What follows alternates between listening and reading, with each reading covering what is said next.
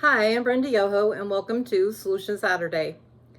I wanted to share with you today a little bit of some experiences that I've had with some of my former students. Some of them have been difficult, and some of them have just been spontaneous.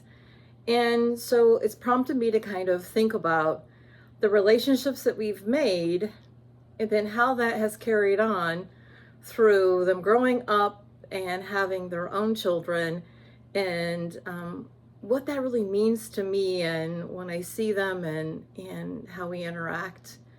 It's really unique.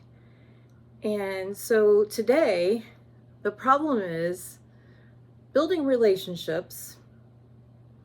How do you do it? And why do we do it? And the solution is first, you have to establish trust and respect.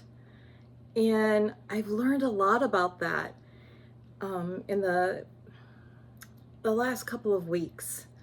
And I really needed to take some time to just do some reflecting and really thinking about lots of things and in life in general. And I've done some reading and some reflecting, devotions and things. I had a chance to lead a devotional group, and I'll talk about that in another post. But um, building relationships, we talk about that always, and I feel like that we talk about it, but we never really share about it and really talk about the importance and share about what it's like when you're building those relationships and what happens after you build those relationships. What do you do? Where do you go? What happens with them? And I'm going to give you a couple of stories, and I'll share a couple more next Saturday. So, my first story is going to be about a couple of students that are siblings. And I had these girls in elementary, and it's great to watch kids. And I was in a position where I could watch kids grow for several years. I was at an elementary building where I was in a position where I had the opportunity to work with all the kids. At that time, when I had the kids, I was a teaching assistant. And so I was assigned extra duties and different things. And I did the morning arrival, and I also did the dismissal. That was part of what I did. Now, when you think about morning arrival and afternoon dismissal, you think, okay, well, how can you interact with all the kids with doing something like that? And so let me explain and set the tone for you so you can see how I did that. And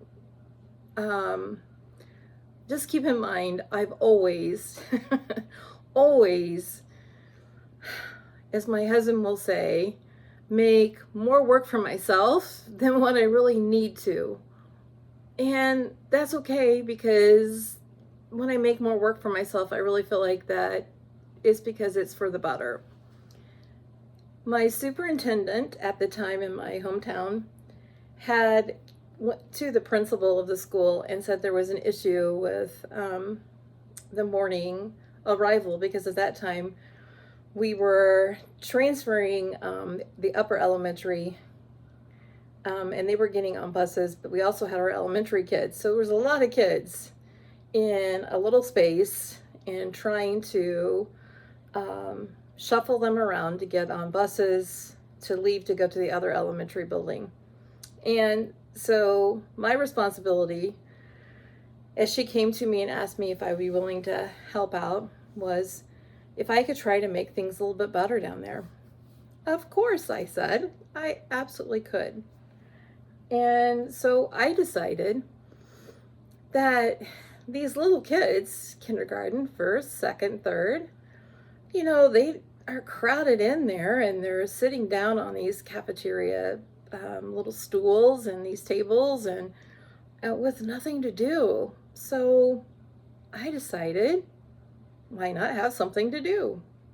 So we designed different things. So we would do chair aerobics, we would do riddle day, we would do story day where I would make up stories and they would have different parts where the kids would have to act it out. If I would say truck, they would have to go beep beep or, different things. And it became a fun place. And was it a lot of work for me? Yeah, coming up with some different things for them to do, sure. But the teachers were doing the same thing with their lesson plans and different things. So why not help out with being creative and trying to make the time a little bit better for everyone? And these two girls were just beautiful little girls, and I had a little group of kids that I would always tell them about doing a princess wave, and we do things like that, and um, they were just great kids. And later, mom decided to homeschool them, and I had went from elementary to teaching fifth grade, and then I became the assistant principal at the middle school. And she had homeschooled them for a period of time, and the kids are so smart and just great. And I've stayed in contact with them, and they married some of the kids I also had in school. And anyway, their father passed away, and it's the father is 63, had cancer, and passed away very quickly. They found out that he had cancer, and it went really, really quickly, and he didn't have to suffer, and I'm so thankful for that. And they're a very tight-knit family, and they're very religious and family, and that's something that I just want to express, is that I never hide my faith and God. I don't hide that. And so the kids always know that that's where I am, and that's where I stand, always have. And anyway, we built relationships over those years, and we nurtured those. And even when they were homeschooled, I stayed in contact with Sandy, their mom, and we have just stayed connected through technology with Facebook and things. And what's so impressive with them is that they are facing a situation which is challenging and which is very difficult and hard, with the sense of knowing that their father is in a better place and that they will get through this, because one day they'll be reunited. And I am so happy for them to have that and to know that and have that peace. And our relationships will continue. And I get to watch their kids. And we talked about their kids a little bit. And the funny thing is that how to address me. Am I Brenda Yoho or am I Mrs. Yoho? And the husband of one of the girls said, "Hi, Mrs. Yoho," and I said, "Oh," and we laughed, and I said, "You can just call me Brenda. It's fine." He goes, "I just don't know if I can, and I know, and is that a level of respect? Absolutely."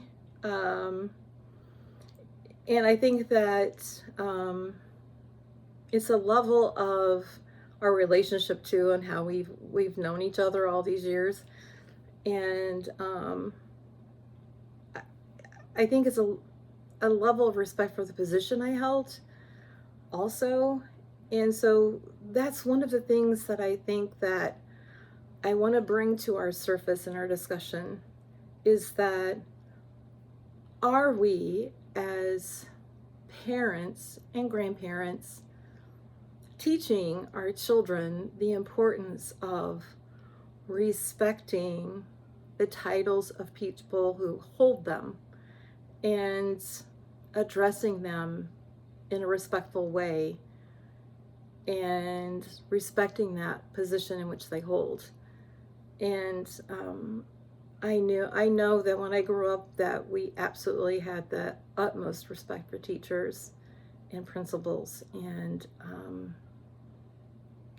I don't know that we have that today. Now these kids, I know their families, and of course that's been instilled in them, and but I also know that they have a high level of respect for me as I do for them. And we've built that. We've built that trust, we've built that relationship, and we continue to reinforce that. I showed up for them with the passing of their father, and they recognize that, and that I'm there.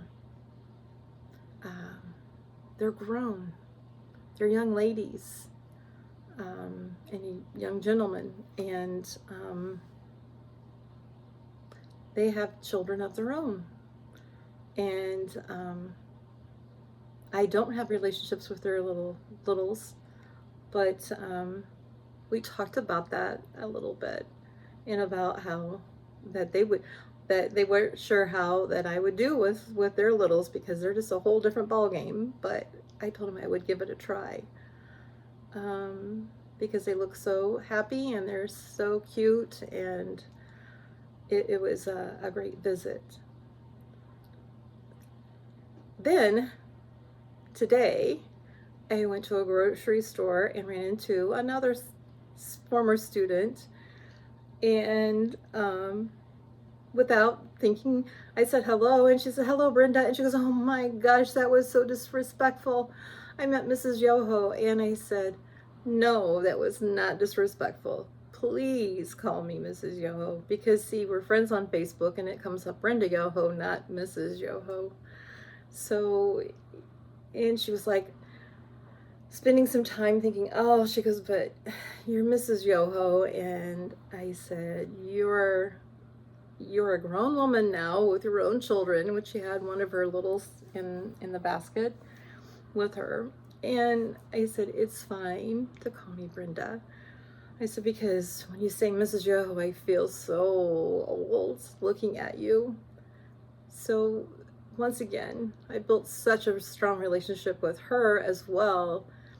And I do that with all of my kids and students and families. And I know that it's so important to do so, because kids need to know that the people who are with them for the majority of their school days and their days, 5 days a week, are there for them. And we are. Teachers are. And I know that there's going to be some exceptions to that. I know that. I understand that. I've been in education for a long time. I know. But for the majority, I'm going to tell you, they're there for those kids. And when they're hurting, we're hurting. I can tell you that. And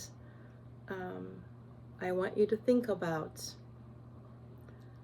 helping us build relationships with children by being our partners in education. So parents and grandparents, do your best to help bridge that gap for us. Build partnerships with us and build relationships with us as educators. And that's how we can build a strong relationship with your children, so we can serve them better.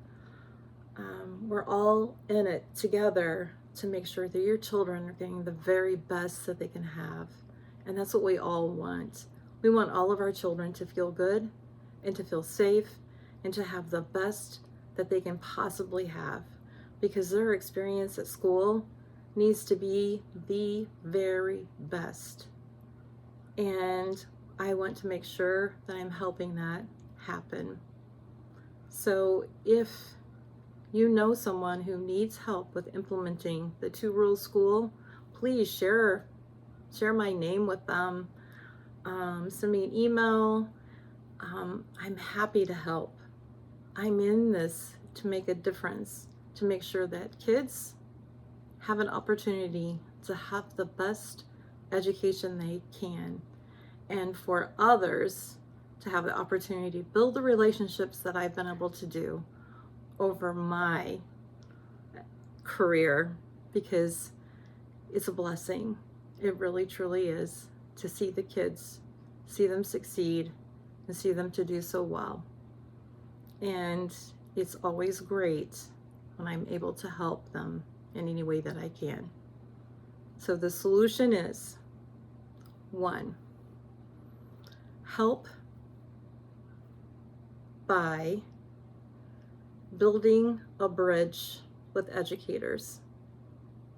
We can build relationships with children when you help us with getting to know everything that we can possibly know to help your child. 2, please, if you have an issue with education,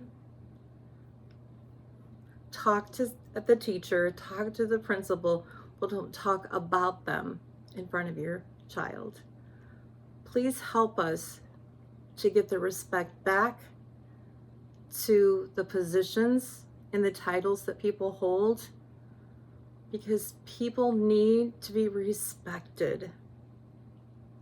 My friend Eva Kaur taught me that. She's a Holocaust survivor. She's passed away now. But she told me that humans should be respected. And she's absolutely 100% correct. We need to have respect back. Teachers need that in order to build anything. They have to be respected. And we want to be able to respect everything about what you want us to do to help serve you and your children the best that we can. Number 3. I really only like to have 2, but I'm going to put this number 3 in as well. Please get involved with your school in some way. Attend a school board meeting, be part of a family council, be part of a PTA or PTO. When your children see that you think education is important, it becomes important to them as well. I'll see you the next time on Solution Saturday. So build those relationships and help us succeed in helping every child feel good and feel safe every day. Thank you.